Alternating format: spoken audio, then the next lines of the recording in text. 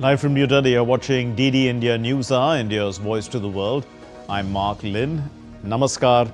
Coming up in the next hour. Prime Minister Modi unveils $26 billion maritime push, 216 ships for Shipping Corporation of India by 2047. New container line launched. The US and South Korea finalized $350 billion trade deal at APEC summit. All eyes on high-stakes Trump-Xi meeting on Thursday. Putin announces successful test of the nuclear-powered underwater drone Poseidon.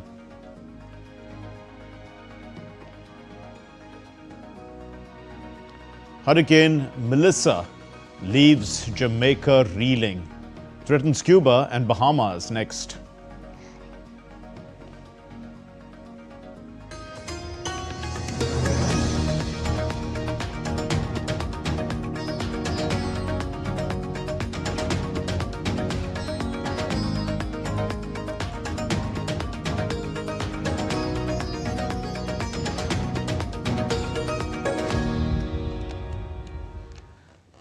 Prime Minister Narendra Modi addressed the Maritime Leaders Conclave and chaired the Global Maritime CEOs Forum at the India Maritime Week 2025 in Mumbai, in Maharashtra today. And speaking on the occasion, the Prime Minister remarked that the event began in Mumbai in 2016, and he expressed happiness that it has now evolved into a global summit. The Prime Minister launched key initiatives for the shipping and shipbuilding sector at the Maritime Leaders Conclave, and over 600 MOUs were signed. Addressing the conclave, the Prime Minister hailed India Maritime Week 2025 as a global event.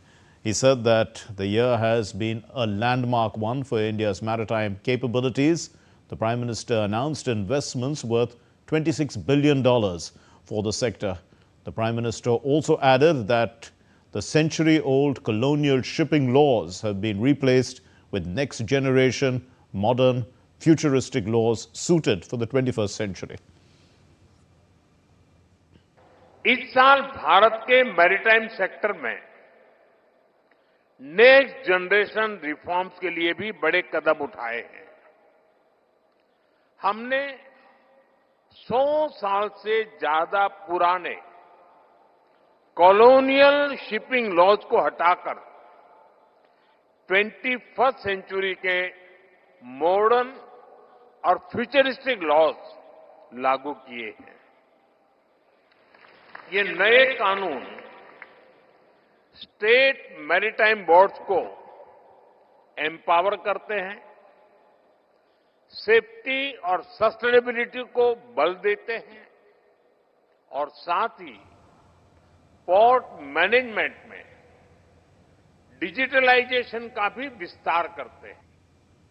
Prime Minister Modi further talked about the rapid strides made by India in the shipping industry and the exponential growth in the number of seafarers to over 3 lakh today. And he said that India ranks among the top 3 countries in the world in terms of total number of seafarers. Shipping sector में, human resource में भारत अपना परचम लहरा रहा है। भारत के seafarers की संख्या पिछले 1 दशक में 1.25 लाख से बढ़कर 3 लाख से ज्यादा हो गई है। आप दुनिया के किसी भी समुद्री तट पर जाएंगे तो कोई न कोई शिप होगा जहां कोई न कोई भारतीय सीफेरर आपको मिलेगा। आज भारत सीफेरर की संख्या में के मामले में दुनिया के टॉप 3 देशों में आ चुका है। साथियों, 21वीं सदी का 1/4 हिस्सा बीत चुका है। इस सदी के अगले 25 साल और भी अहम है। इसलिए हमारा फोकस ब्लू इकोनॉमी पर है, सस्टेनेबल कोस्टल डेवलपमेंट पर है। Prime Minister Modi added that India is working to quadruple the capacity of its major ports and increase its share in containerized cargo. Prime Minister urged investors from various countries to seize this opportunity, the moment, and to engage and expand in India's shipping sector, stating that this is the right time. हम containerise cargo share में भी भारत का हिस्सा बढ़ाना चाहते हैं और इन सभी लक्ष्यों की प्राप्ति में आप सभी हमारे अहम पार्टनर हैं। हम आपके आइडियाज, इनोवेशंस और इन्वेस्टमेंट का स्वागत करते हैं। आप भी जानते हैं, भारत में पोर्ट्स और शिपिंग में 100% एफडीआई की अनुमति है। अभी पब्लिक प्राइवेट पार्टनरशिप तेजी से बढ़ रही है।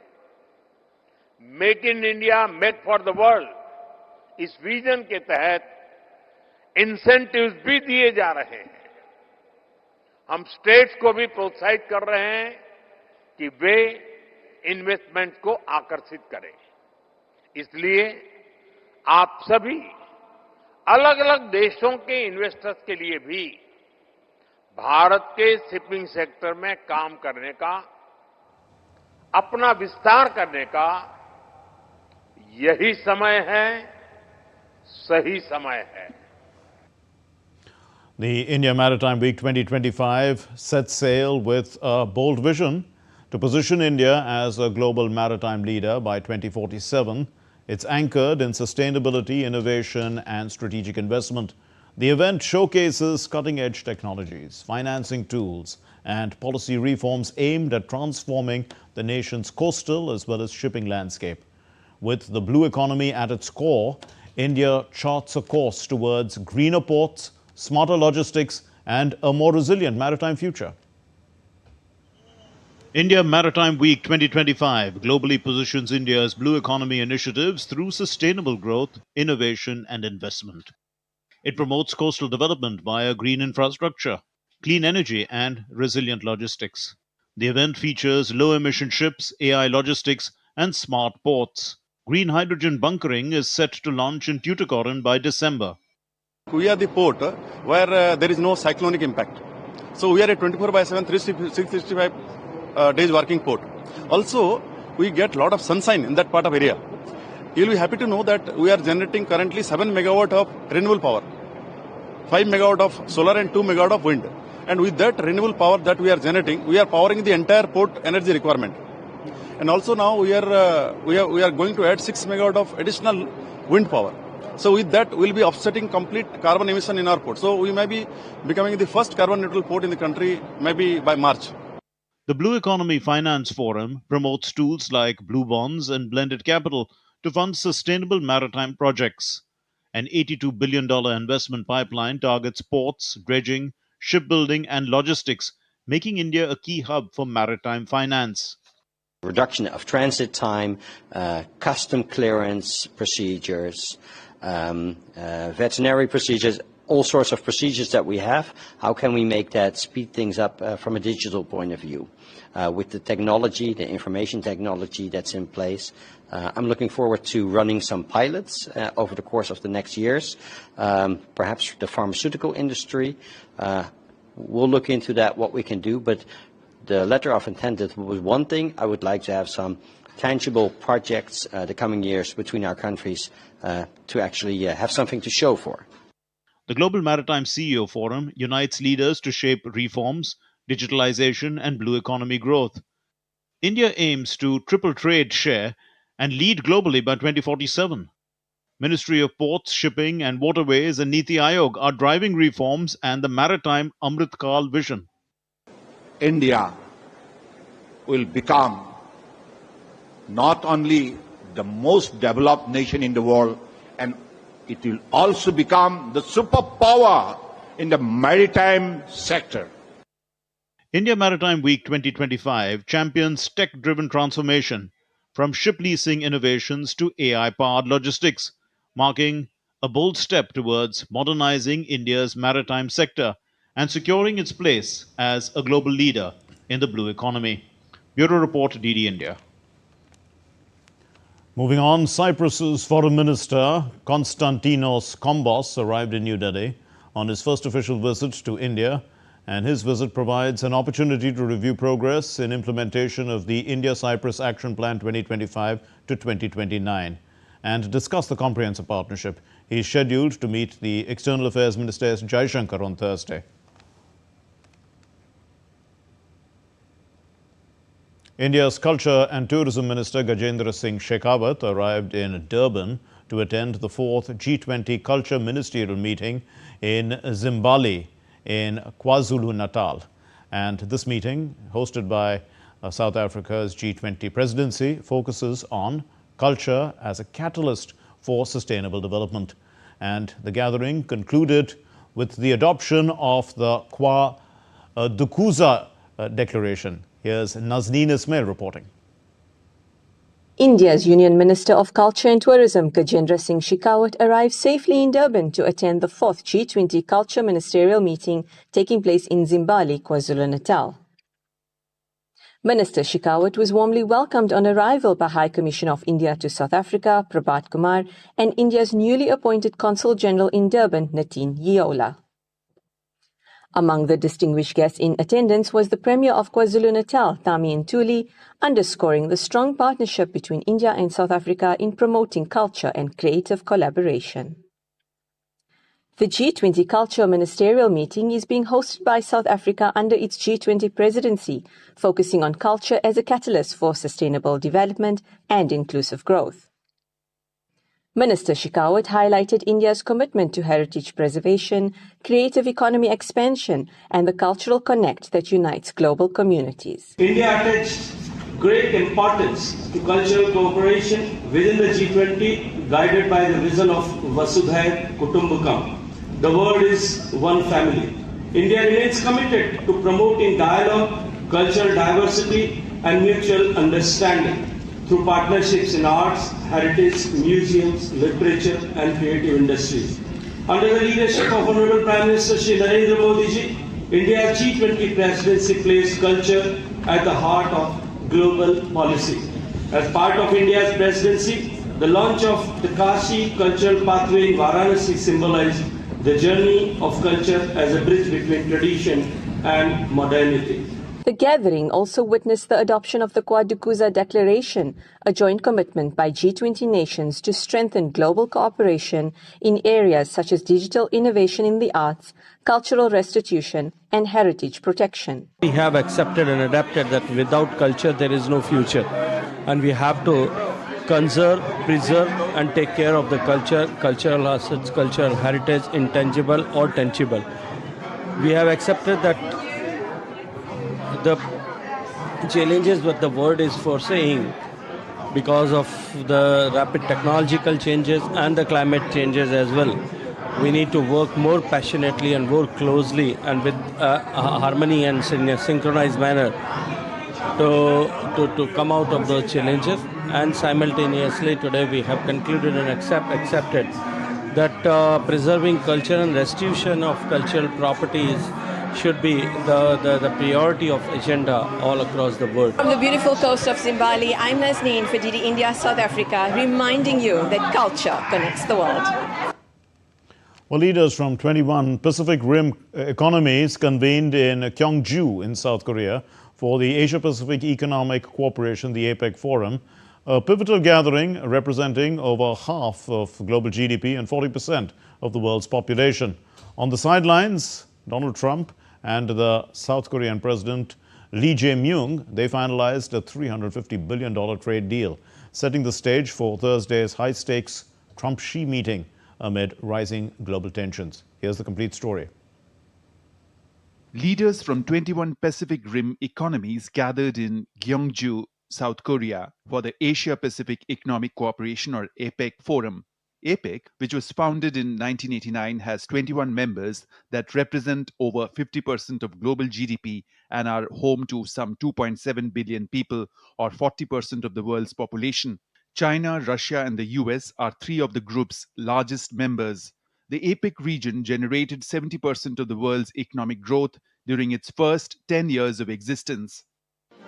US President Donald Trump, who is on the final leg of his 6-day whirlwind trip across Asia, delivered a keynote speech at the APEC CEO Summit, London, on Wednesday, stressing the strong relationship between the host country and the US.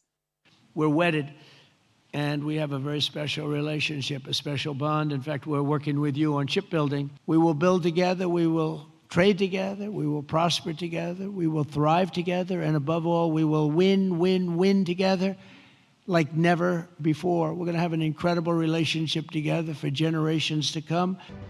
The leader of the Korean boy band BTS, RM, also addressed the APEC CEO Summit on Wednesday, calling for greater cultural diversity and creative collaboration across the region.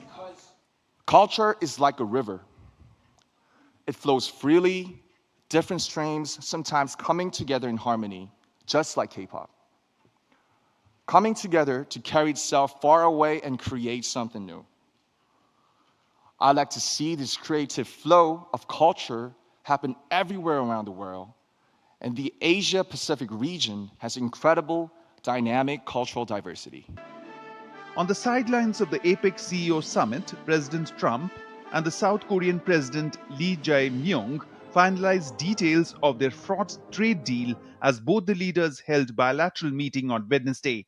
Trump and Lee agreed that Seoul can split its promised $350 billion investment fund into $200 billion in cash to be paid in installments and capped at $20 billion per year. The other $150 billion is to be spent on investments in shipbuilding, which South Korea has promised to help Trump restore. We had a tremendous meeting today with South Korea. I think the meeting a lot was determined, very much determined, and we made our deal. We pretty much finalized a trade deal, and we discussed some other things having to do with national security. Earlier, South Korea welcomed President Trump with a replica gold crown and awarded him with the Grand Order of Mugunghwa, the country's highest decoration. The presidential office said that in recognition of Trump's role as a peacemaker on the Korean peninsula, he was awarded the Grand Order of Mugunghwa, which is named after South Korea's national flower, a pink hibiscus, also known as the Rose of Sharon in English. Trump was also gifted a replica of the golden Cheongmachong crown. Now all eyes are set on Trump-Xi meeting, which will be taking place on Thursday, as both leaders face pressure to ease a renewed trade war, resolve disputes over rare earths, and redefine the balance of power between Washington and Beijing. Bureau Report, DD India. Still to come here on DD India News Hour. India and EU move closer to an FTA after the Goyal-Shevkovich talks. There's a regional rift deepening as Latin American leaders have challenged US military presence in the Caribbean. And India and China hold 23rd Core Commander talks, stressing border stability.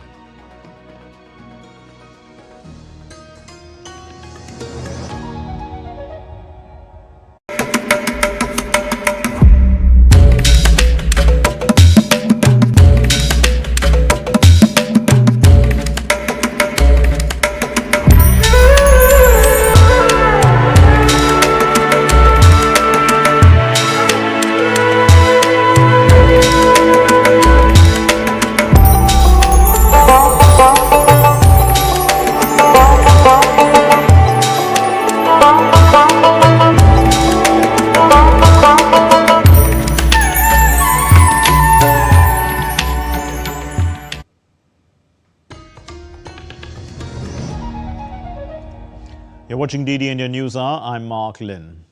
India and the European Union have taken a decisive step toward finalizing a long-awaited free trade agreement following high-level talks in Brussels between the Commerce and Industry Minister Piyush Goyal and the European Commissioner for Trade and Economic Security, Maros Šefčovič.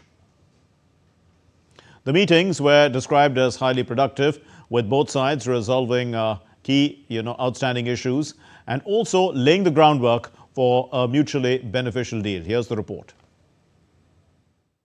India's Commerce and Industry Minister Piyush Goyal held highly productive and substantial discussions with Maros Šefčovič European Commissioner for Trade and Economic Security, during his official visit to Brussels from the 26th to the 28th of October.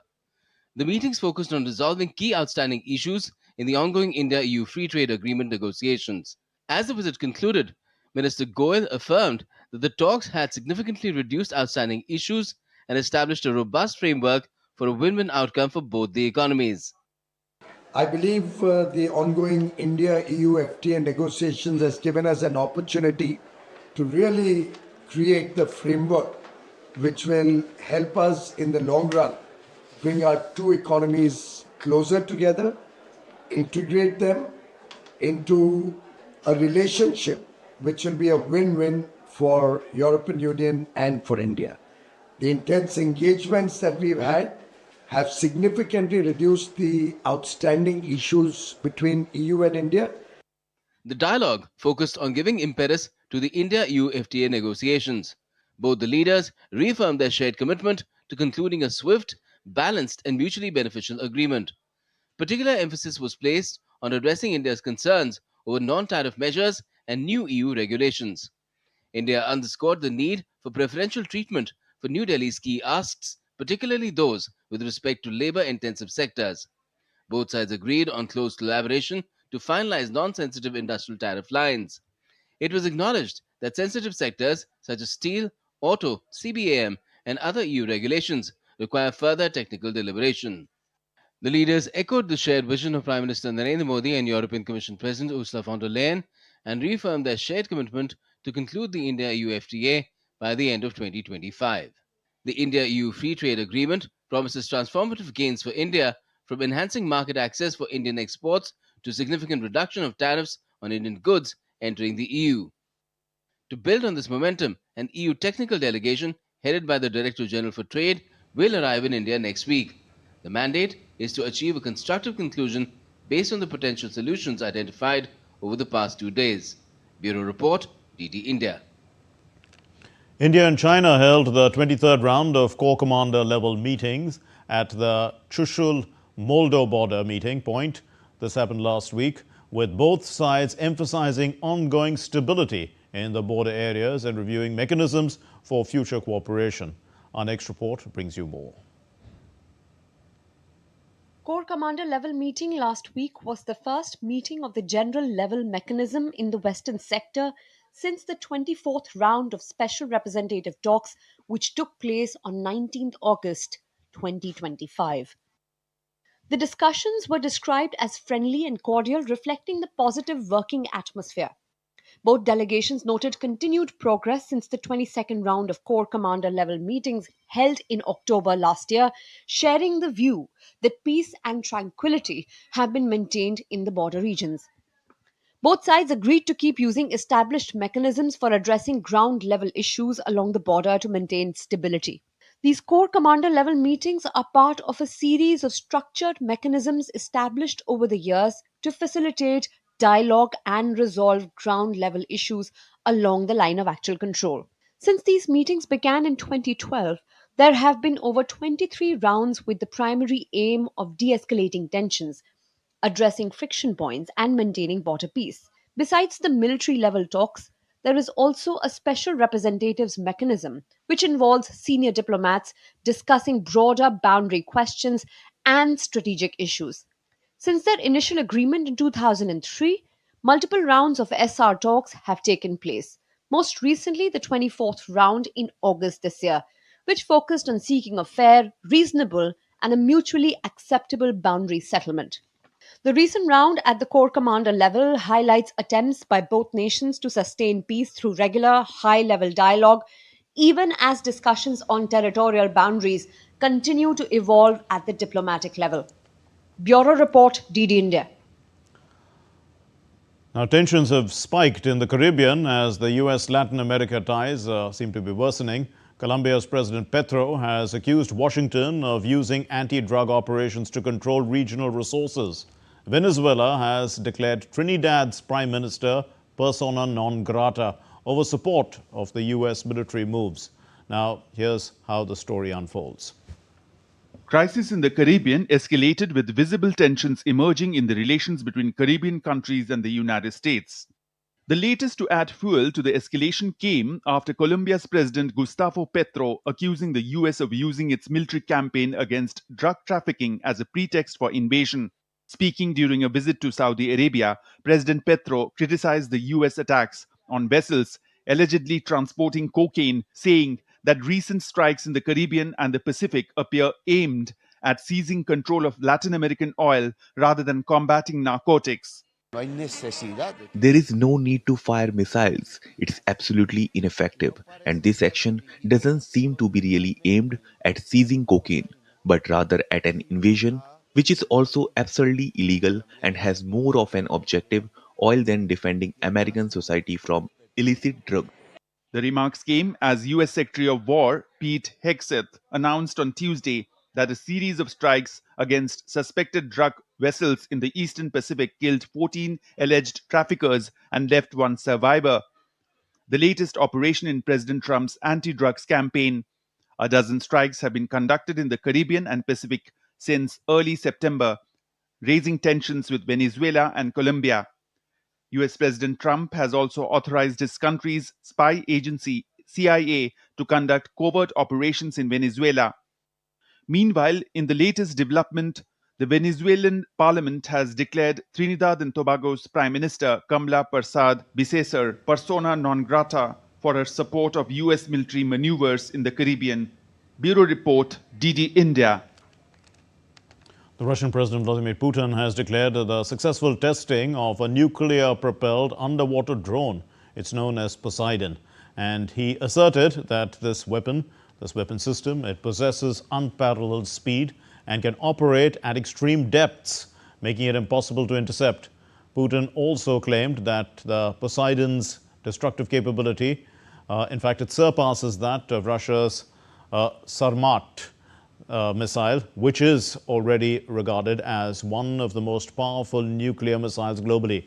The announcement was made during Putin's visit to the Mandrika hospital in Moscow, where he was meeting with soldiers who had been wounded.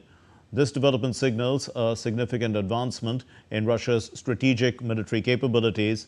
The testing comes days after Russia tested a new nuclear-capable, nuclear-powered cruise missile, which was named Buversnik. And that missile, in fact, traveled 14,000 kilometers and was in the air for about 15 hours. It's election day in the Netherlands, where voters are choosing a new parliament after a campaign dominated by debates on immigration, the cost of living and climate policy. Well, the result could reshape the country's political direction and its role on the global stage. Our correspondent Mark Limburg reports from Amsterdam. It's election day here in the Netherlands, and voters from across the country are heading to the polls to choose a new parliament. The outcome could reshape not only domestic politics, but also how this small European nation positions itself on the global stage. At the heart of the debate are familiar themes: immigration and asylum policy, the rising cost of living and climate transition. Several parties have called for tougher border control and limits on asylum seekers, while others urge a more inclusive approach. These divisions have defined the campaign, but beyond them lie broader questions about identity and direction. For many voters, this election is about who they want the Netherlands to be: open and outward-looking, or more self-protective in an uncertain world. Ik ga daarvoor knokken met alles wat ik in me heb. Hoe onmenselijk kan de heer Wilders dan zijn? Analysts say the result could also influence the country's relations with key partners like India, especially in areas of trade, technology and skilled migration. As ballots are cast and counted, the Netherlands once again shows how a coalition-driven democracy reflects shifting global currents, from migration and climate to cooperation with partners like India. Mark Limburg reporting for DD India from Amsterdam, the Netherlands. Well, the chipmaker Nvidia has made history on Wednesday as the first company to reach $5 trillion in market value, powered by a stunning rally that has cemented its place at the center of the global artificial intelligence boom. The milestone underscores the company's swift transformation from a niche graphics chip designer into the backbone of the global AI industry, turning the CEO Jensen Huang into a Silicon Valley icon and making its advanced chips a flashpoint in the tech rivalry between the US and China. Now, shares of the Santa Clara, California-based company jumped 2.8% in pre-market trade after the CEO Jensen Huang unveiled $500 billion in AI chip bookings, as well as disclosed plans to build 7 supercomputers for the US government. Nvidia's rise towards a $5 trillion valuation comes as Apple and Microsoft each crossed $4 trillion, joining the ranks of tech giants reshaping global markets. Apple hit the mark on Tuesday on strong iPhone 17 sales, while Microsoft regained it after valuing its OpenAI stake at $135 billion. Now, still to come here on DD India News Hour.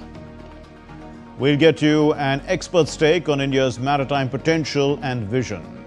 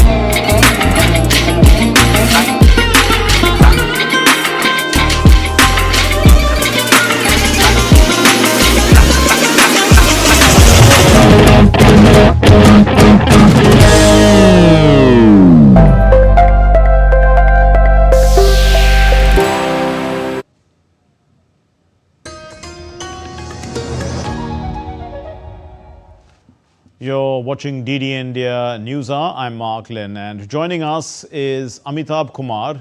He's the former Director General of Shipping, Ministry of Ports, Shipping and Waterways. Thank you very much, Mr. Kumar. Now, India's Maritime Vision 2047 and also national goals like, Atmanirbhar Bharat, also blue economy. What are the sort of geopolitical and economic drivers for this kind of an approach or strategy? Thanks for having me, first of all. India is a strong maritime nation, and our geography dictates a strong maritime strategy, a sector which was sadly not in focus in previous regimes. The Maritime India Vision 2030 and Amritkal Vision 2047 seeks to put India in the maritime map, world maritime map, as it deserves to be. There are various sectors. It focuses on port, new port development, port modernization, port-led industrialization, port connectivity, digital connectivity through Gati Shakti. Yes.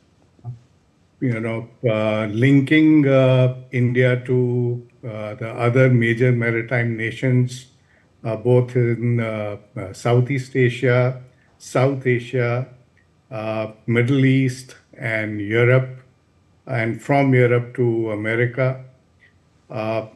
Leading India in green shipping, green ports, Right. Absolutely. Having multiple MOUs with BIMSTEC nations, Indian Ocean region, increasing India's presence in International Maritime Organization. Indeed, so we can see that it's clearly, it's a pretty broad vision, and it has a lot to offer. India has a lot of potential. But $26 billion have been earmarked for maritime development, Prime Minister announcing it today. How best can India improve, let's say, infrastructure and reduce logistics costs? There are two facets to it. One, of course, is that we increase our port capacity and port efficiency, reduce the turnover time, move towards a paperless trade regime. The other is to increase our footprint in shipping itself. That is to increase the shipping tonnage, make our shipping tonnage modern, greener, so that we are ready when the world is, committed to move towards a greener source of shipping.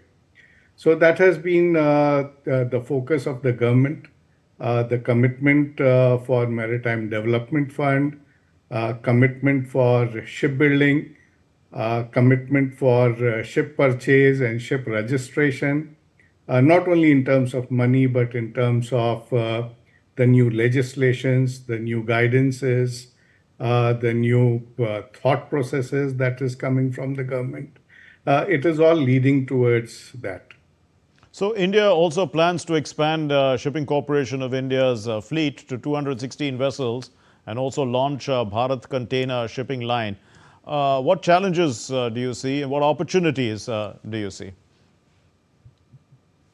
See, the opportunities are that this whole concept of tying up shipping corporation with the major cargo owners, that is all the 5 petroleum companies that we have, who have their own dedicated cargo. So if we start moving this cargo only on our own flag, it gives us a huge potential for growth. And I think the government is targeting to at least tap the potential that India has in terms of its own cargo ownership. If as of now, I think we are using only 7% of our own cargo, our own flagships. The thought is to increase this to at least 30-40%. That will lead to substantial growth in our own tonnage. And if we somehow link the shipping companies' core competencies with the core competencies of the major cargo owners, there will be a win-win situation for both. Now, as we talk of growth, we also have to understand that it's moving in particular directions, isn't it? Green technology, digitalization, AI. How are all these things fitting into the maritime strategy? Maritime is a front runner in terms of green technology. Worldwide, ships emit a huge amount of GHG gases, equal to the total emission of Germany and Japan. So there is a focus of the global regulator, International Maritime Organization, to move towards green shipping. They have their 2030, 2040, and 2050 targets, which seeks a reduction of GHG emission by 30% from 2008 levels by 2030, and by 70% by 2040, and net zero by 2050. Though there are some discussions still going on. But the roadmap has already been laid by IMO. And India sees it as an opportunity to move from the gas-based marine ecosystem to a greener ecosystem, which can be produced in India itself. India sees itself as a well-positioned player to move away from importers of energy to an net exporter of energy. And maritime gives an opportunity for that. Indeed. A final question, India, how does it balance maritime cooperation with the big powers, with the global powers? India too, emerging as a big power. while safeguarding its own security interests and, also talking about resilient supply chains? Security is paramount. And security is also essential for maritime trade. If there is no security, it will be very easy to disturb the maritime trade and challenge the economic security of the country. I think the maritime sector, both naval and civilian, they work in tandem. There are lots of areas where constant cooperation continues between the two sectors. There is the concurrent sharing of information on both sides.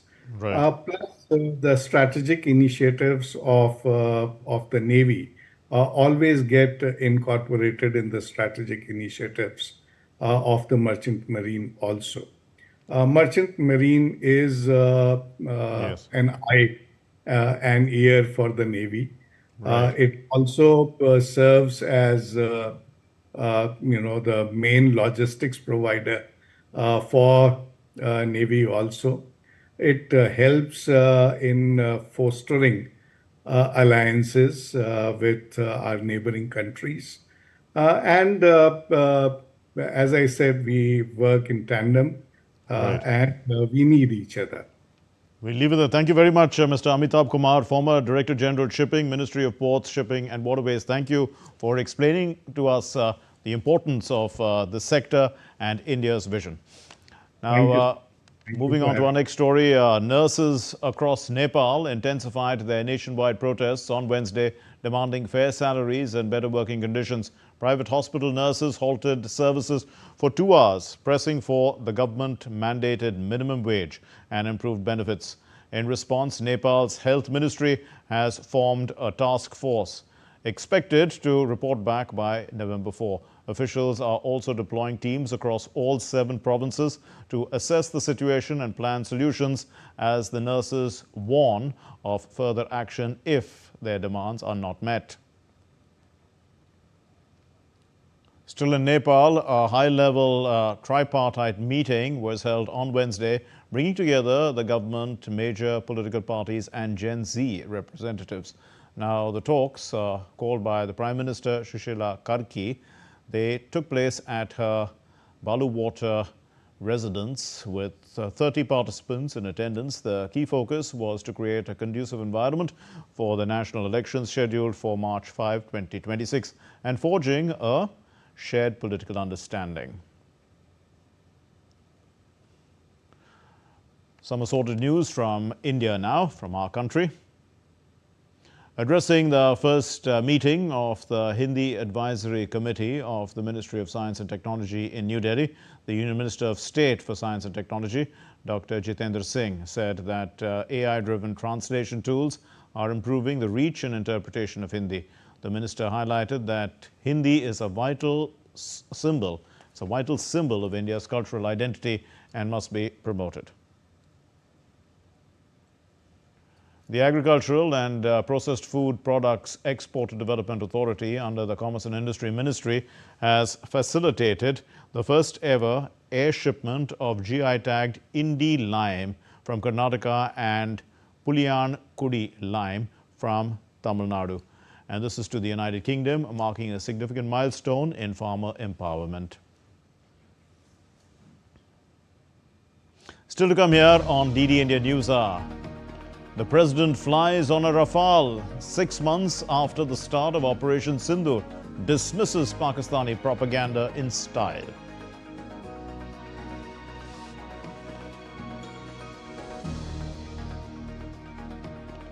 US Space Agency NASA's X-59 supersonic jet completes the first test flight, a major milestone in aviation.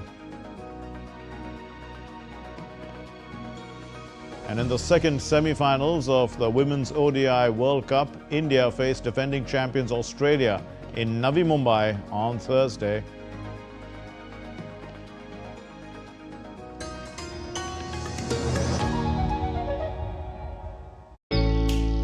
Jharkhand will mesmerize you with majestic nature, rich heritage and colorful culture. Johar. Johar. It fits perfectly. Thank you.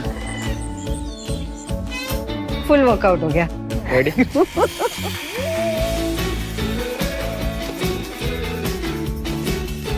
Postcards from Jharkhand on National Geographic.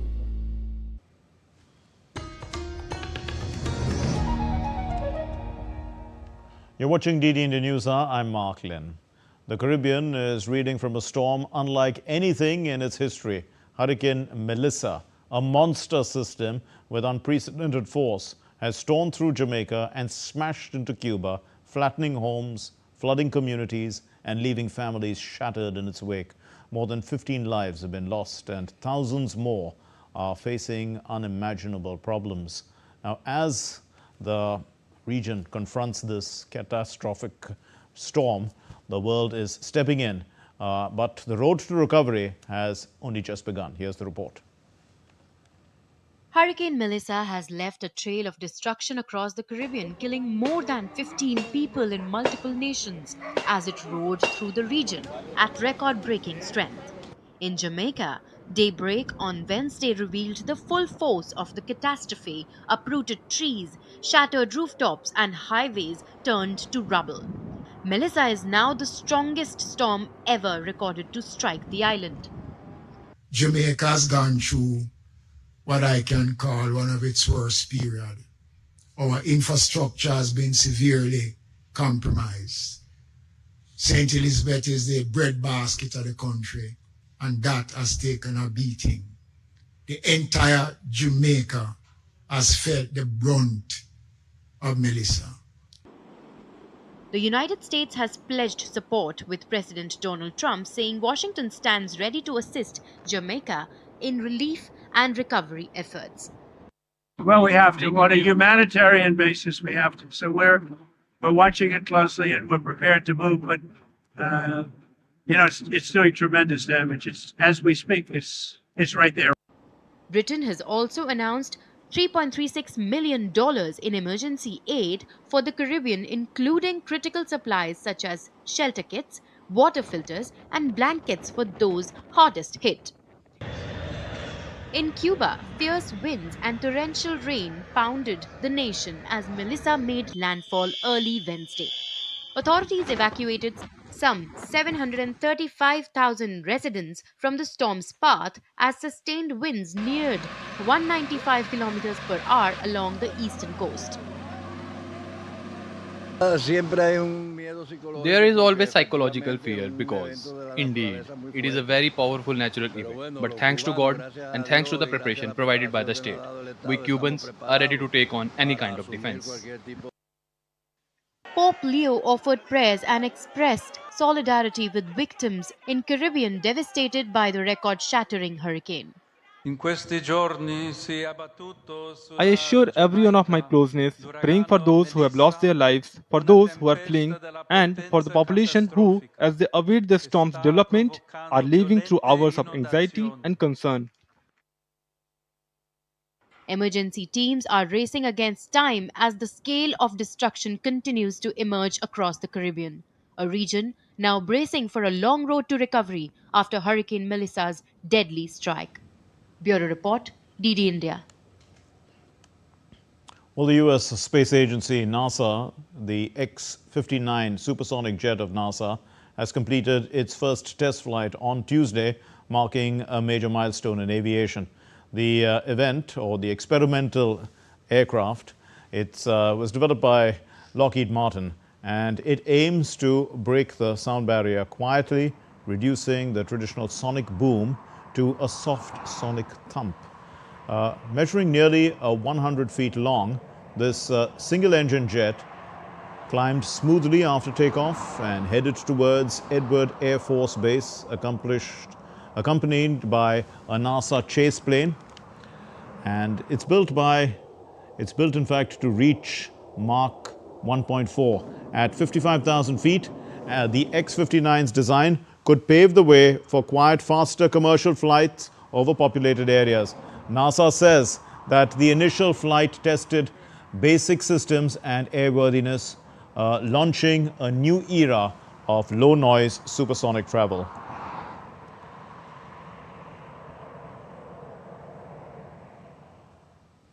President Draupadi Murmu on Wednesday took a sortie in a Rafale fighter jet at the Indian Air Force's Ambala station in Haryana. This was the first such sortie by an Indian president in a Rafale jet.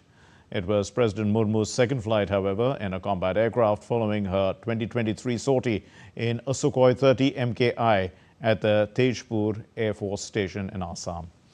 President Murmu was also formally given a Guard of Honor prior to her Rafale sortie. The Rafale jets, they were formally inducted into the Indian Air Force in September of 2020 at Ambala. They played a key role in Operation Sindoor, a targeted response by India to the 22nd of April dastardly Pahalgam terror attack.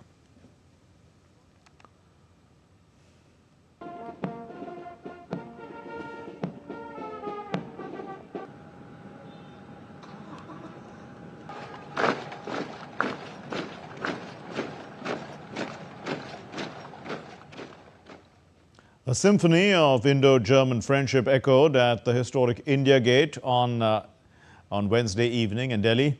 Now, a spectacular show, 51 musicians from the mountain band of the German Armed Forces, along with 48 from the Indian Air Force, enthralled the audience with military pride and discipline. The show ended with Sare Jahan Se Acha.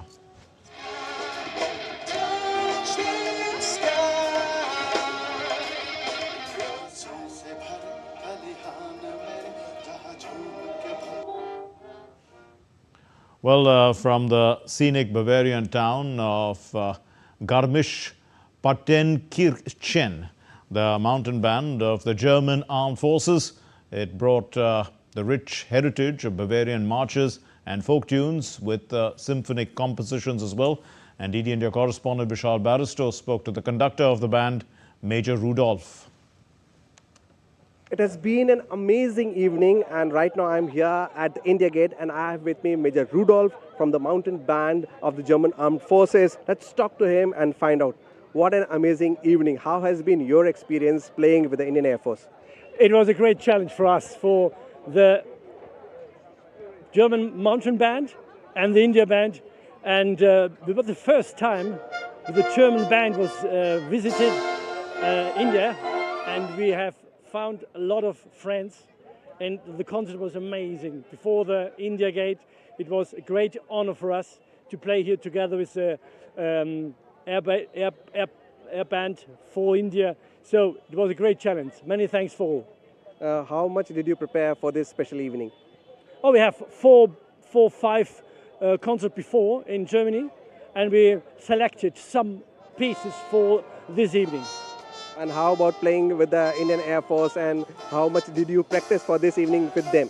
It was very, very special because we don't know the really Indian music, so we have to listen to the colleagues, and I think it was a good, we have prepared yesterday 5 hours rehearsals, and it's going better and better, and the result was this evening. Okay. We heard the symphony from the German band, but talking about the Indian side, you are all men in uniform. So how was the camaraderie? It was very good. We find more friends and we never ever seen. So it was a great honor for us. One last question: what memories are you going to take back to Germany? I think we never forget this visit, and this evening for such many people, it was really a great honor. Many thanks and namaste. So there you hear from Major Rudolph. It has been an amazing evening for us. Thank you so much for enthralling us. And yes, it has been a great camaraderie between the two armed forces. With cameraman Bheem at the India Gate, this is Vishal Barristow for DD India. Let's get to the sports news now, and it's our blockbuster semi-final at the Navi Mumbai D.Y. Patil Stadium. India will be facing the defending champions Australia in the Women's World Cup 2025. And India are chasing their maiden World Cup title, and the 7-time champions Australia aim to extend their dominance. But India has a setback. The opener Pratika Rawal has been ruled out, and Shafali Verma will be replacing her. But a thrilling battle awaits as India will be looking to end Australia's unbeaten World Cup streak since 2017. The second semi-final of the Women's Cricket World Cup will be played on Thursday at the D.Y. Patil Stadium in Navi Mumbai, where host India face defending champions Australia. India have never lifted the World Cup title so far. In the World Cups, Team India has faced defeats twice in the semi-finals and twice in the finals. And notably, 2 of those 4 losses came against Australia. Looking at their head-to-head record in World Cup knockout matches, the 2 teams have met 3 times, with Australia winning twice and India once. In the 1997 World Cup semi-final, Australia defeated India by 19 runs. In the 2005 World Cup final, Australia beat India by 98 runs. And in the 2017 World Cup semi-final, India defeated Australia by 36 runs. Since that semi-final loss in 2017, Australia have not lost a single World Cup match. Overall, in women's ODIs, India and Australia have faced each other 60 times, with Australia winning 49 and India winning 11. Ahead of the semi-final, Team India suffered a major setback as in-form opener Pratika Rawal has been ruled out of the tournament due to injury. Shefali Verma has been included as her replacement. The opening pair of Smriti Mandhana and Pratika Rawal had been an excellent touch lately. So testing a new opening combination in a crucial semi-final will be a challenge for India. मुझे दो दिन पहले पता लगा जब मैं अपनी Haryana team के साथ थी. Absolutely what happened with Pratika. As a sports person देख के अच्छा नहीं लगता है and कोई नहीं चाहता किसी भी sports person को ऐसी इंजरी हो. But भगवान ने मुझे कुछ ना कुछ अच्छा करने के लिए यहाँ भेजा है and absolutely पापा फैमिली सभी बहुत खुश हुए एंड रियली हैप्पी कि आई हूँ टीम में और ये बहुत अच्छा मौका मेरे लिए. अगर मैं खेलती हूँ तो मैं अपना बेस्ट दूंगी. On the other hand, Australian captain Eliza Haley returns to the side after missing 2 matches due to injury. In the previous game, Alana King made history by taking 7 wickets for just 18 runs, registering the best ever bowling figures in Women's World Cup history. We expect a tough contest, there's no doubt about that. I think every time we've played here, it's been a tough contest. It's obviously really good conditions and there's going to be, by all accounts, a massive crowd. And, you know, I know that India are a really strong batting order. They throw everything at us. So we certainly need to make sure that we're ready for them and they bat with a lot of depth. When the 2 teams met earlier in the group stage of this World Cup, India had set a massive target of 331 runs. But Australia chased it down successfully, setting a new world record for the highest successful chase in Women's World Cup history. Australia is 7 times world champion and unbeaten in the last 15 World Cup matches. The last team to defeat Australia in ICC knockout stage was India, and it's expected that India will repeat the feat in front of their home crowd and make it to the finals of their home World Cup. With camera person Ashish Sharma, this is Suchitra reporting for DD India in Navi Mumbai. Well, let's hope India makes history tomorrow. That's all we have in this edition of DD India News Hour. But let's know your thoughts on the news of the day. And for those of you on the go, get the latest news and updates from India and across the world on the DD India mobile app, available on both Android and iOS platforms. Scan the QR code and download it now. We'll be back with more news as it breaks here on DD India. I'm Mark Lynn from all of us here in Delhi. Thank you very much for watching DD India News Hour. Namaskar.